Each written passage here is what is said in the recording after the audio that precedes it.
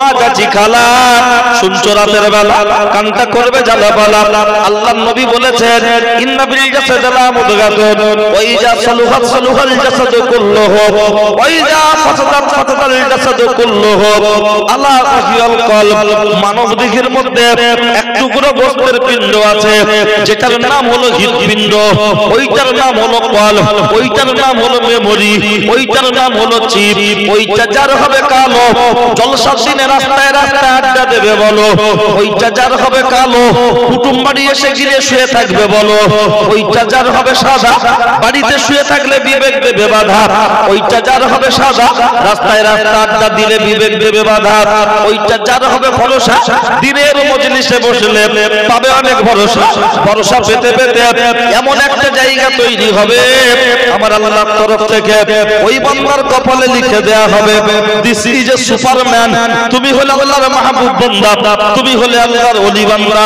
আল্লাহর ওলি হতে গেলে আল্লাহর ওলির বোনাই হতে হয় না, ছেলে হতে হয় না, মামু হতে হয় না, খালু হতে হয় না। কোরআন সুন্নাহ অনুযায়ী নিজের জীবনটাকে যদি গঠন করা যায় এক্স ওয়াই জেড আপনি আমি আমরা যে কোনো ব্যক্তি আল্লাহর প্রিয় বান্দা হতে পারি।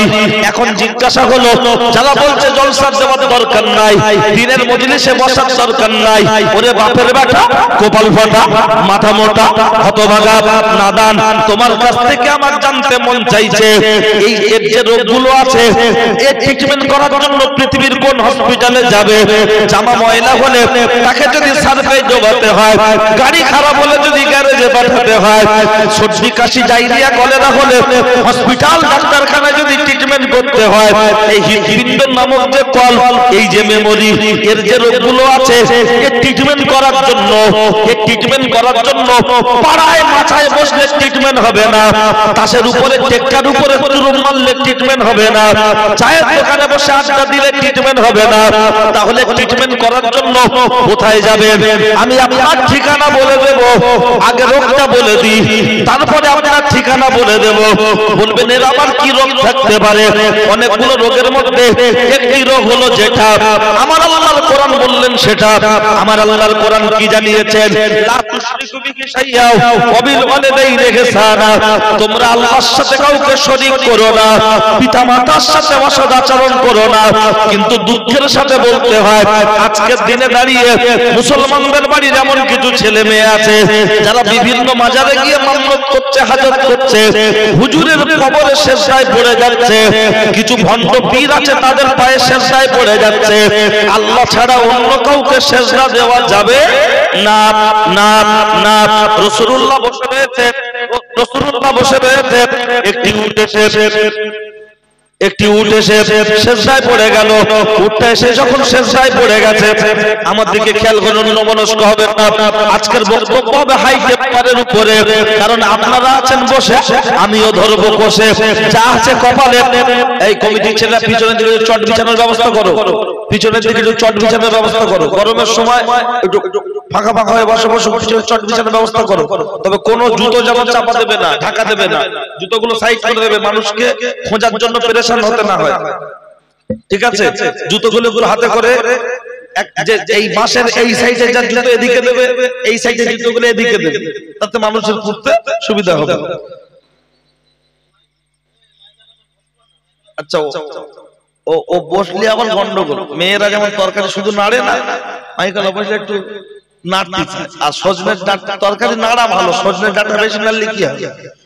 ঘেটে যাবে। ওই জন্য সবাই চায় তার ব্যবসাটা সুন্দর করে করা। এবারে এক একদিন সমস্যা হয়ে যায়, ইলেকট্রনিক জিনিস ওরাও চায় না, কোনো মানুষ চাইবে না তার ব্যবসা খারাপ হয়, বুঝলেন?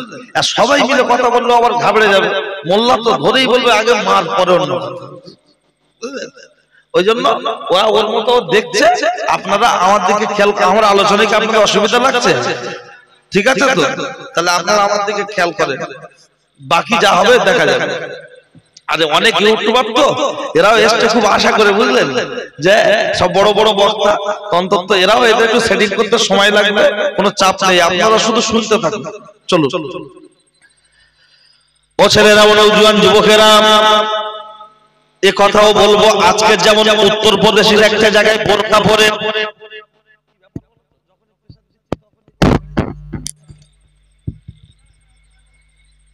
উত্তরপ্রদেশের একটা জায়গায় দেখবেন বোরখা পরে মন্দিরে ঢুকেছে, দেখেছেন না দেখেননি? নিউজে বিশাল ভাইরাল হয়েছে। আর চারিদিকে যেভাবে মারছে, মুসলমান দেখলেই পেটাচ্ছে পশ্চিম বাংলার বাইরে, কিন্তু বাড়ির কাছাকাছিও বিভিন্ন জায়গায় আগুন লেগেছে না লাগেনি? কিন্তু এটাও খুব একটা হাইলাইট হচ্ছে না কেন? ডালমে কুছ কালা খায় কাবাব মে হাড্ডি খায়, ওটা একটা ঘন্টা পরে বলছি, চলুন আগিয়ে যাই। লক্ষ্য করলে দেখতে পাওয়া যায়। আমি আপনার মাঝে যে কথা বলতে চাইছিলাম, খেয়াল করুন, আমার দিকে খেয়াল করুন। রাসূলুল্লাহ বসে রয়েছেন, উঠ এসে সেজদায় পড়ে গেল। তাই বলছিলাম ছিল, যেখানে ছেড়ে আসবো সেখানেই ধরবো, আপনারা মনে রাখবেন। উঠ এসে সেজদায় পড়ে গেল। সাহাবারা দেখে বললেন, ইয়া রাসূলুল্লাহ, আমাদেরকে সেজদা দেওয়ার অনুমতি দিন।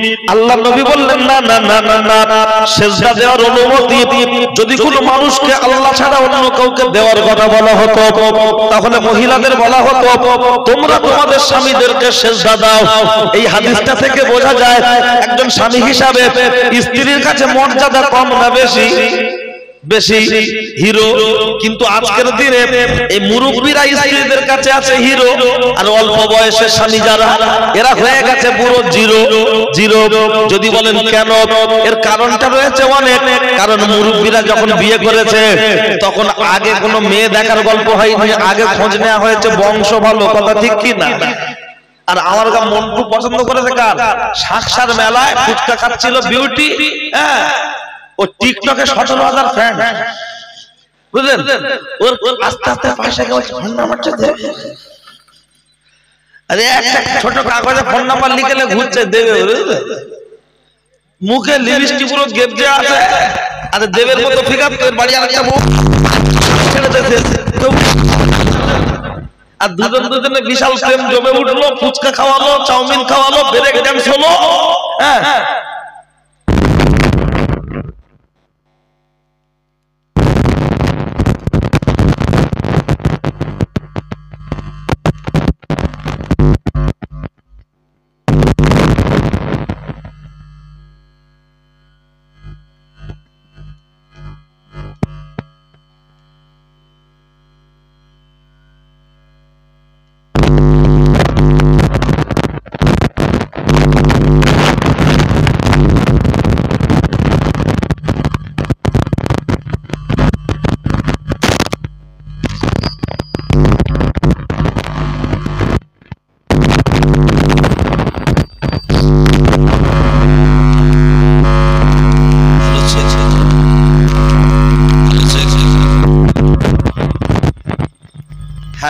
বলছিলাম, তাহলে এ এখন পছন্দ করেছে তার, যার ফেসবুকে 17,000 ফ্যান, টিকটক করে, টিকটক, বুঝলেন? আর ফেসবুকে যেভাবে ইমানদার লোক পাওয়া যায়, ওরম যদি একটা গ্রামের লোক ওরম ইমানদার লোক পাওয়া যেত, তাহলে আর একটাও দোকানে আর তালা মারতে হতো না, আর চুরি চুরি কিছু হতো না। ও শুধু ফেসবুকে ইমানদার। এমন বড় বড় ডায়লগ ফেসবুক খুললে মনে হবে যেন আব্দুল কাদের জিলানীর ফুফুতো ভাই, ওই বংশে জন্ম নিয়েছে। কিন্তু ভালো করে খবর দেখো, পুরো গোষ্ঠী গন্ডগোল। কিন্তু ফেসবুকের ফতোয়ার ঠেলায় মাথা খারাপ। এখন এ তো বিয়ে করার সময় বলেছে মেয়ে লাগবে 5 ফুট 3 ইঞ্চি হাইট, রচনার মতো দেখতে, গায়ের রং যেন দুধে আলতা কালার। তা সে এই যে কন্ডিশনার, আমাদের মুরব্বীরা বিয়ের কথা হলেই আগে বলেছে বংশ ভালো তো, মামুর বাড়ি কোথায়, নানার বাড়ি কোথায়, আর আমার কাছে কেলো বলছে বংশ যাওয়াই হোক, যেন দেখতে নায়িকার মতো। তা চকচক করলেই যদি মাল ভালো হতো, তাহলে আপেলের থেকে শাকালের দাম কি কম হতো? আপেল বেশি সাদা না, এই শাকাল 30 টাকা কেজি, কেনার লোক হয় না। আর আপেল 300 টাকা কেজি, একটু দেরি করলে ওদের মধ্যে টাইম মতো পাওয়া যায়। যদি আপেল নিয়ে শাকাল ওই মানুষ খায় ঘাস গলায়, কেন চকচক করছে তাহলে দরকার আপেল কালো হোক, কিন্তু মালটা যেন ভালো হয়। আর আমরা বে করার সময় তখন বলছি বংশ যত ভালো হয় হোক, কিন্তু মাল সাফানা হলেই হয়। তার মানে লাগবে কেরকম, ওইরকম ডেলি প্যাসেঞ্জার করেছি আল্লাহ, ওইরকম হলেই হয়, বুঝলেন? এবার যখন ফেসে যাচ্ছে ছেলের মামু বলছে তোর ছেলে যেখানে ফোনে গল্প করে আমি শুনেছি ওর মা খুব ডেঞ্জারাস, পরিবেশ খুব খারাপ। ছেলের বোঝা মা যখন ছেলের বলছে তখন বলছে মা সংসার মেয়ে করবে, মেয়ের মা নয়, মামার বলে দেবে। আর যখন বিচার হলো ক্লাবের মাঠে বসে কাঁদজার বলছে মামা ঠিক বলে, ওর মাথায় ইট মারার দরকার না। হাদিস বলি, বিয়ের কথা যখন বলছি হাদিস বলে রাখি, তারা বলে গল্প করছে। তুনকাহুল মারওয়াতু লিয়ারবাইন লিমালিহা ওয়া লিহাসাবিহা ওয়া লিজামালিহা ওয়া লিদীনিহা ফাসফুর বিযাতিন তারিবাত ইয়াদাক। আমি হাদিস বলে মাথা মেরে রাখলাম, কারণ যারা চাষী লোক দেখবেন ধান যখন গাদা দেয় নিচের দিকটা চওড়া হয়, উপরের দিকটা আস্তে আস্তে সরু হয়, এমন করে মাথা মেরে দেয় যাতে যেন ওর ভিতরে পানি না গলে যায়। আমিও নিচের দিকটা চওড়া করব, উপরে হাদিস বা কোরআন দিয়ে মাথা মারবো যাতে ওর উপরে নাক না গলাতে পারে। লক্ষ্য করলে দেখতে পাওয়া যায় ও ছেলেরা, ও নওজোয়ান যুবকেরা, আমরা গাছ বসিয়ে আর হিমসাগর আম খাওয়ার আশা করছি, এরকম মাথা মোটা আছে না নাই? বিয়ে দেওয়ার সময় খুঁজছি নায়িকা, আর বাচ্চা যখন হচ্ছে তখন খুঁজছি আল্লাহর ওলি। ও কি জীবনে হয়? আমি আগেই বলেছি বীজ ডিস্টার্ব, তা বীজ কি করে ডিস্টার্ব হচ্ছে ওটা তো আমাকে বোঝাতে হবে। আমি পরে আসছি, আর একটু ধাক্কা বাগিয়ে চলে যাই। লক্ষ্য করলে দেখতে পাওয়া যায় আমি প্রথম যে আয়াতটা পড়েছি ওতে শিক্ষা নিয়ে বিষয় হলো দুইটা। একটা হলো আল্লাহর সাথে তোমরা কাউকে শরীক করো না, আর অপরটি হলো পিতা মাতার সাথে তোমরা অসৎ আচরণ করো না। আজকের এই ফকিরপাড়া গ্রামে আমাদের দাওয়াত করা হয়েছে, আমরা এসেছি। আমরা আসলেই একটু পরেই বলবে হুজুর খাও খাও খাও খাও। যদি বলি খাবো না, কেন? হুজুরের পেট হয়ে গেছে খাজা বাবার গেট, হুজুরের পেট হয়ে গেছে ইন্ডিয়ার গেট, খাবো না খাবো না খাবো না। তখন বলছে হুজুর চর্বি বাদে তো বললাম, হুজুর জ্যান্ত মাছের ঝোল আমরা পুকুরির আল্লাহর কিরে হুজুর খাও, হুজুর দেশি মুরগি লাও না, খাবো না খাবো না। তখন বলছে হুজুর বিশাল আয়োজন, তুমি না খেলে আমাদের হতে পারে মরণ, একটু খাও। কিন্তু আমার জিজ্ঞাসা হলো, আমার বলা হলো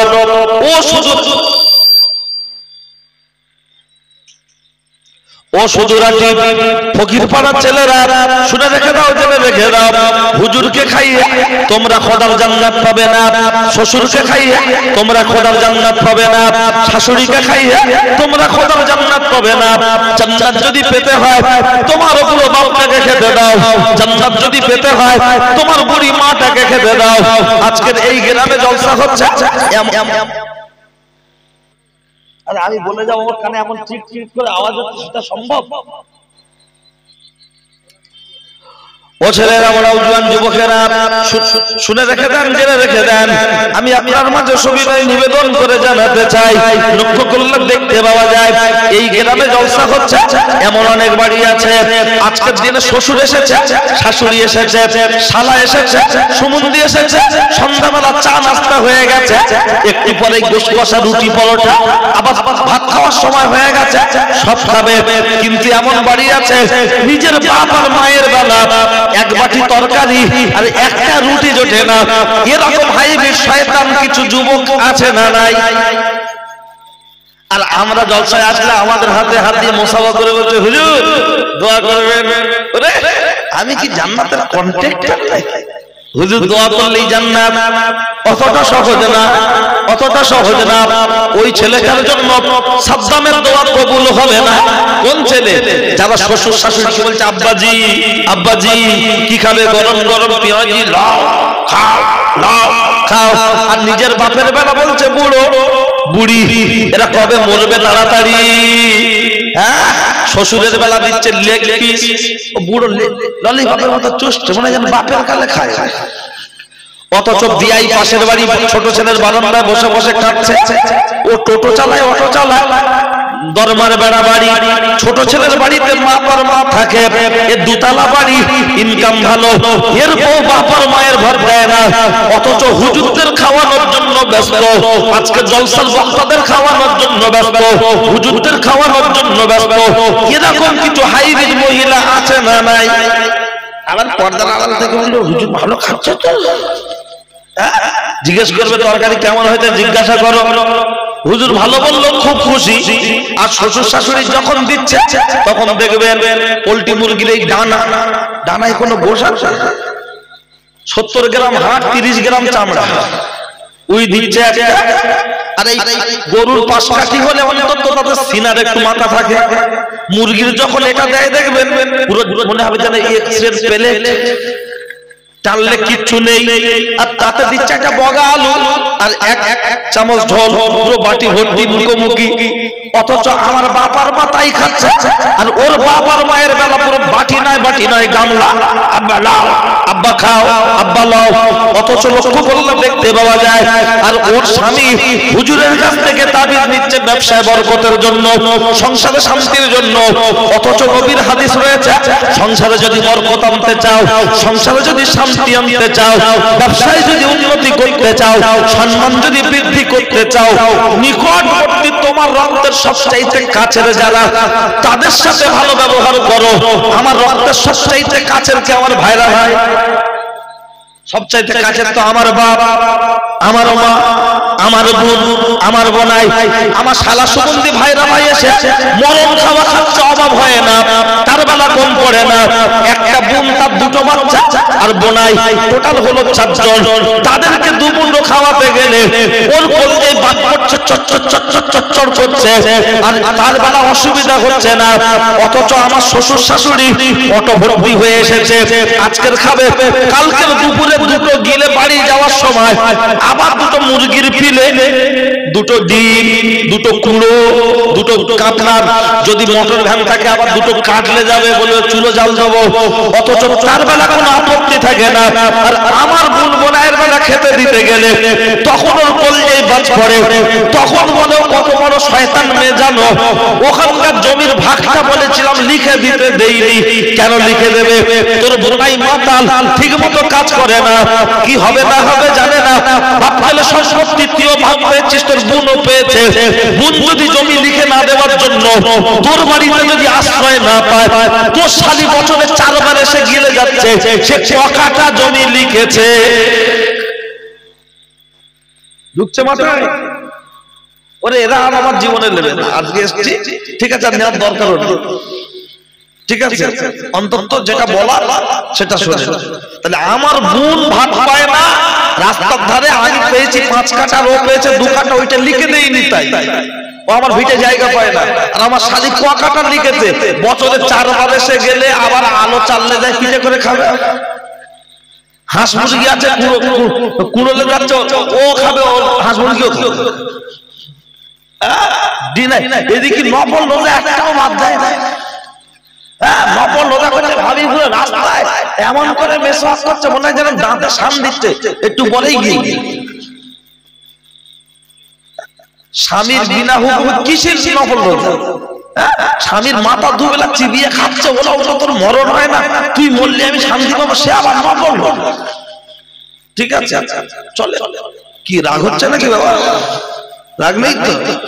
চুলকোনা তো একটু ভালো করে না চুলকালে মলম দিলি কাজ হবে, ওই জন্য একটু ভালো করে চুলকায়। আর সবাই চুলকায় না, চুলকালি টাকা দেয় না, তো ওই জন্য সবাই চুলকায় না। আমার 2-4 জায়গায় বাকি থাকে, এই মেদিনীপুর এক জায়গায় বাকি ছিল টাকা, আজ অনেকদিন হয়ে গেছে, এখনো কোনো যোগাযোগ করিনি, আজকে একটু যোগাযোগ করি, বুঝলেন, টাকা বাকি দিয়েছিলাম ঝাপটা। তাই তা আমি কোনো চিন্তাও করি না, কারণ যারা একটা জমি চষে ওরা জমি চষে দেয়, জানে মাল তুলে টাকা দেবে। তা আমি জানি এখানে বাকি রাখবে হালখাতায় ফুল পেমেন্ট, জিএসটি ছাড়া, কবরে যাবে ডবল। ঠিক আছে, কোনো কথা হবে না। ডাক্তার দেখানোর জন্য এখানে না, বলছে অরুণ বিরাজির কাছে, বলছে কেন? বলছে খুব ভালো করে দেখে। তা ডাক্তার চেপে চেপে দেখবে, ডাক্তার যদি চেপে চেপে না দেখে, মানে ছোট শুধু টাকা আছে, 500 টাকা ফি লেছে, ভালো করে দেখবে। তাহলে ডাক্তার 500 টাকা ফি যদি চেপে না দেখে রাগ হয়। আমজাদ মাওলানা ফুরফুরা শরীফ মসজিদের ইমাম, তার মানে কলকাতার চিত্তরঞ্জনের নাম করা সার্জন ডাক্তার, সে যখন মারা গেছে তার চেয়ারে যখন আমি বসেছি কম্পাউন্ডার, এখন বড় ডাক্তার, আমি তো চেপে চেপে দেখবো না? 500 টাকা ফি সে চেপে না দেখলে রাগ হয়। আর আমরা 15,000 টাকার ফি ওয়ালা ডাক্তার, আমরা চেপে দেখলি মানে এসব কথা বলার কি দরকার? তা আমি বলবো না, তোর কোন গোনাই বলবে, প্রধান বলবে, এমপি বলবে, এমএলএ বলবে না দোস্ত, মুসলমান মেরে সাপ কাটা করবে, তারপরও বলার মতো কেউ নেই। দেখেন না উড়িষ্যাতে গতকালকের নিউজে দেখলাম সোশ্যাল মিডিয়াতে, যেখানে মুসলমানদের মসজিদের উপরে ডাইরেক্ট তিরঙ্গা পতাকা লাগিয়ে দিয়ে বলবো এটা আমাদের সম্পত্তি, আমরা দখল নিচ্ছি মসজিদকে, আমাদের কার্যালয় করব, পার্টি অফিস করব, ঘোষণা দিব আমাদের পশ্চিম বাংলা কোন এমপি এমএলএ মন্ত্রী মিনিস্টারের কারার মুখে কোন রব নেই।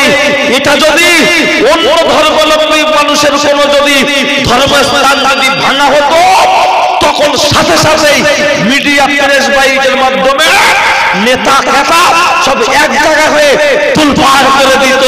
কিন্তু আজকে মুসলমানদের মসজিদ নিয়ে যখন ছিনিমিনি খেলছে, তখন নামধারী লিডার নেতাগুলো আজকের ঘরের দরজা বন্ধ করে এখন নাকে সর্ষে তেল দিয়ে মসজিদ আনতে ব্যস্ত। কথা ঠিক কি না? বাচ্চা না কাঁদলে মা দুধ দেয়, মা দেখতে কচি দোল্লা শুয়ে আছে, খেলা করছে, মা এ কাজ করে, ও কাজ করে, ও কাজ করে, সে কাজ করে, যতক্ষণ না ট্যা করে ততক্ষণ মা বাচ্চার কাছে এসে দুধ দেয় না। আমাদের মসজিদ মাদ্রাসা সব আছে, নিয়ে নেবে বলছে, আমরা যদি না কাঁদি আমাদের হয়ে কেউ কথা বলবে না। মা বাচ্চা বাপের কাছে দিয়ে কাজ করে, বাচ্চা বলে, মা আব্বা বলে একটু দুধ খাওয়া না, একটু দুধ খাওয়া, বলছো কি এখন কাঁদছে তুমি রাখো, ওকে এখন কাঁদছে তুমি রাখো না। এই করে করে মা যতক্ষণ না বাচ্চা কাঁদবে ততক্ষণ কোচির আশেপাশ থেকে ঘুরে যাবে, কিন্তু কোচির মুখে মায়ের স্তন দেবে না। তা আমাদের একজন বলছে জমি নিয়ে নেবো, কবরস্থান মসজিদ মাদ্রাসা দখল করে নেবো, আর আমরা বলছি কিচ্ছু হবে না, সব ঠিক হয়ে যাবে, আমরা আছি, কিচ্ছু নেবে না। অত সহজ না। বাচ্চা যেমন না কাঁদলে মা দুধ দেয় না, বাপ গায়ে মাথা হাত বুলায়, খেলনা দেয় ভুলিয়ে রাখার জন্য, বাচ্চাকে ভুলিয়ে রাখার জন্য বাপ মোবাইলে কার্টুন চালিয়ে দেয়, ঠাকুমার ঝুলি চালিয়ে দেয়, কিন্তু বাপ দুধ দেওয়ার যেমন ক্ষমতা রাখে না, মা দুধ দেওয়ার ক্ষমতা রাখে। আমরা কেঁদে আন্দোলন করে যদি আইন না পাস করাতে পারি, কার্টুন দেখা হবে, খেলনা দেখানো হবে, কিন্তু দুধ দেওয়ার ক্ষমতা থাকবে না। মাথায় ঢুকছে কথা? একটু অ্যাঙ্গেলে বুঝবেন, বুঝলেন? সবসময় সোজা বোঝার চেষ্টা করবেন।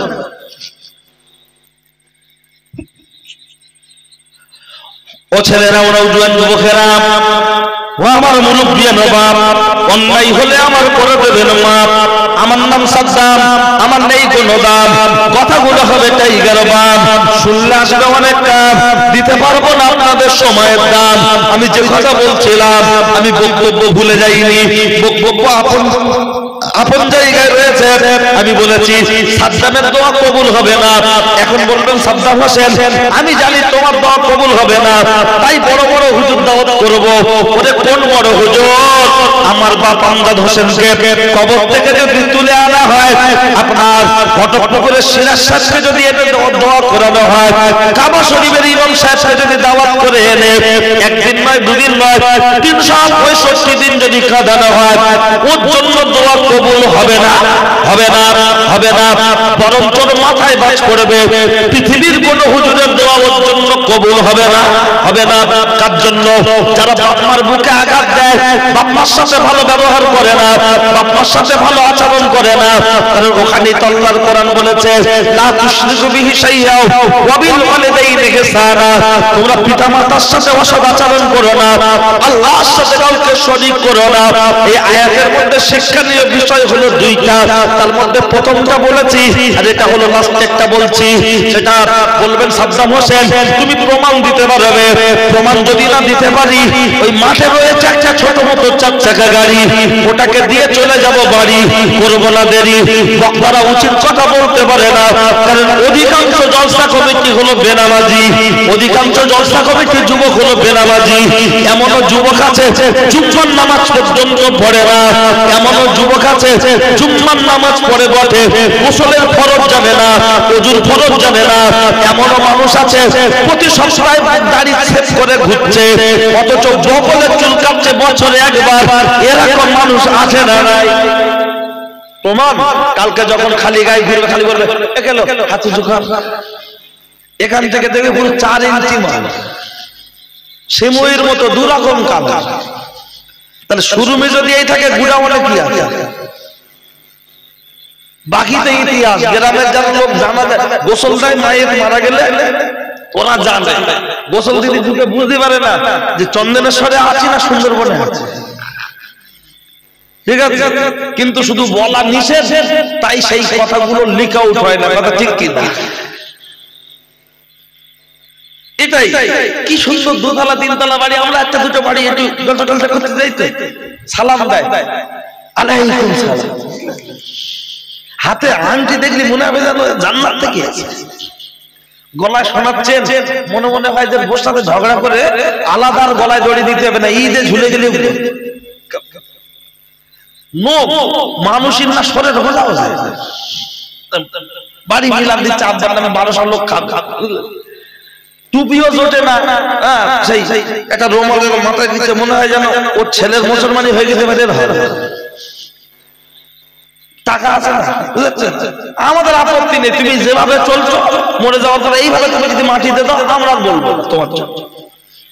তখন কেঁদে কেঁদে বলবো গোচরটা দিয়ে দাও। ওর মা মরে গেছে, পাড়া থেকে গোচরটা দিয়ে দাও।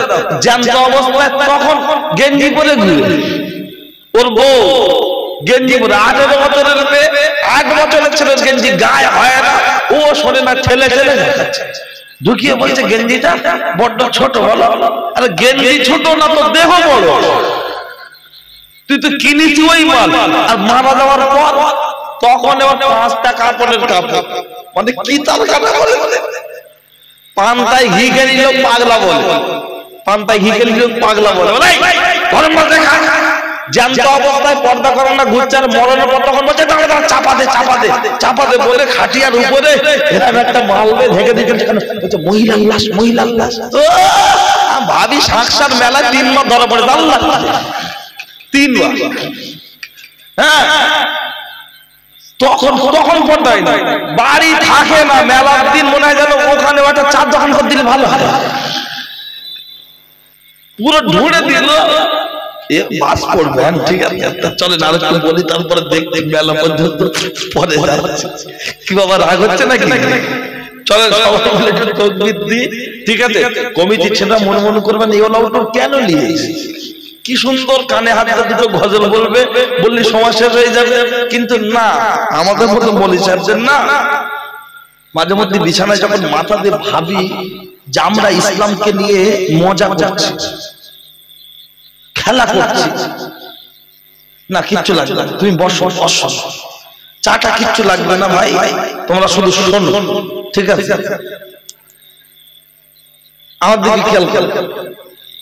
তো এক একদিন ভাবতে ভাবতে চোখ দিয়ে পানি চলে আসে, কারণ এর তো একটা রেজাল্ট চাই। বলবেন হুজুর হেদায়েতের মালিক তো আল্লাহ, হেদায়েতের মালিক আল্লাহ, আমার চেষ্টা, কমিটির মানুষের চেষ্টা সেই জায়গায় থাকতে হবে।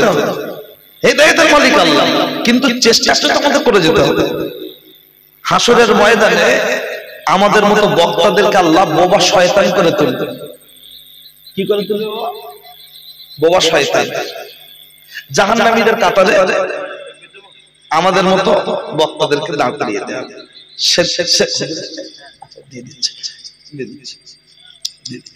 তো সেই দিনকে এই গ্রামের লোক জান্নাতে যাবে, আর আমার মতো বক্তা ধরা পড়ে বলে এই মালের ভিজিট 5000 টাকা ভিজিট ছিল, মাল ধরা পড়েছে।